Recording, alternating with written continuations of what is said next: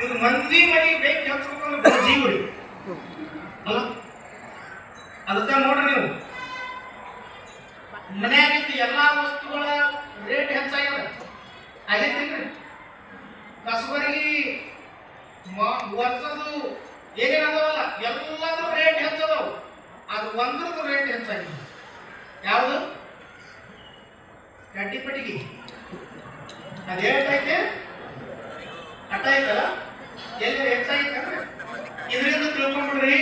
ಜಗತ್ತಿನೊಳಗೆ ಬೆಂಕಿ ಹಚ್ಚೋರ ರೇಟ, ಬೆಂಕಿ ಹಚ್ಚೋರ ಕಿಮ್ಮತ್ತ ಎಂದು ಹೆಚ್ಚಾಗಂಗಿಲ್ಲ, ಕಾಲವೇ ಇರ್ತದೆ.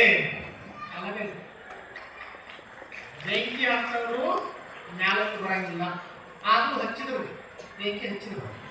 ಇವ ಹೋದ್ರೆ ಕೈಯಾಗ ಪಡಿಗಿಡ್ಕೊಂಡು ಅವನ್ನ ಈಕಿನ ಇಬ್ಬರನ್ನು ಮದುವೆ ಮಾಡ್ತೀನಿ ಅಂತ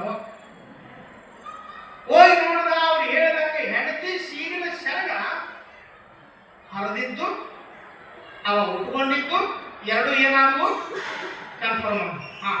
ಇದು ನನಗೆ ಹೆಂಡತಿ ಸೆರಗ ಅದ, ಈಕೆ ಹರಿದು ಕೊಟ್ಟಾಳ ಅಂದ ಬಳಕ ಈಕಿನ ಹೋಗಿ ಕೇಳಬೇಕು, ಎಲ್ಲಿಂದ ತೋರಿಸ್ತಾಳ ನೋಡ್ತೀನಿ ಅಂತ ಹೇಳಿ ಬಡಿಗೆ ಇಟ್ಕೊಂಡು ಮನೆಗೆ ಬಂದ.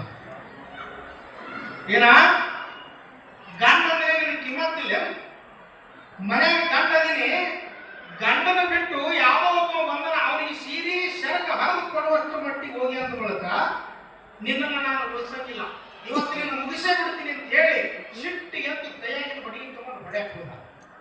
ಹಾಗೆ ಒಂದು ಯಾಕೆ ಅವಸರ ಎದಕ್ಕೆ ನಾನು ಹೊಡೆಯಕ್ಕೆ ಬಂದಿದ್ದೀನಿ ಅಲ್ಲ, ಆ ಹುಚ್ಚಗ ಮಾನ ಕಾಪಾಡಿಕೊಳ್ಳುವ ಸಲುವಾಗಿ ನೀ ಸೀರೆ ಸೆರಗ ಹಾಕೊಟ್ಟಿ ಇಲ್ಲ. ಸೀರೆ ಸೆರಗ ಹರಿದು ಕೊಟ್ಟಿದ್ದು ಅವ ಉಟ್ಕೊಂಡಿದ್ದು ನಾನು ನೋಡಿನಿ. ಎಲ್ಲೈತಿ ಅಂದ ತಕ್ಷಣ ಯಾಕೆಂದ್ರು, ಬಸವರಾಜ, ನಾನು ನಿನ್ನ ಮಾನವನ್ನು ಉಳಿಸುವುದರ ಸಲುವಾಗಿ ಅಂತಃಕರಣ ಪೂರ್ವಕವಾಗಿ ನನ್ನ ಸೀರೆ ಸೆರಗನ್ನು ಹರಿದು ಕೊಟ್ಟಿನಲ್ಲ, ನಿನ್ನ ಮಾನವನ್ನು ನಾನು ಉಳಿಸಿನಿ. ನನ್ನ ಗಂಡನಿಂದ ನನ್ನ ಪ್ರಾಣ ಭಿಕ್ಷೆಯನ್ನು ಕೊಡು, ನನ್ನ ಭಕ್ತಿ ನಿಜ ಆಗಿದ್ದೆ ಅಂತ ತಿಳ್ಕೊಂಡು ಕಣ್ ತೆಗೆದು ಅವ ಆ ಹೆಂಡತಿಯ ಸೀರೆಯ ಸೆರಗ